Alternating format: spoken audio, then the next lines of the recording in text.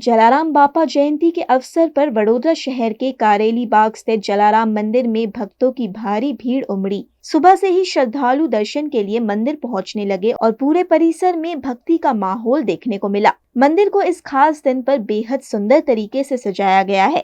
फूलों और रोशनी से सजा मंदिर भक्तों के आकर्षण का केंद्र बना।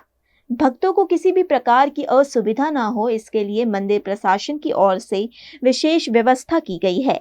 लाइन में दर्शन, प्रसाद वितरण और सुरक्षा के लिए स्वयं सेवकों की टीम भी तैनात की गई है। आज बापानी 226 અત્યારે મંદિરમાં પાદુકા પૂજન ચાલે છે। ત્યાર પછી 226 દીવાની મહાઆરતી થશે। સાંજે 6:30 કલાકે 226 દિવસની મહાઆરતી થશે। રાત્રે 12 વાગે સાંજે આરતી કરીને મંદિર ઈચ્છા મળશે।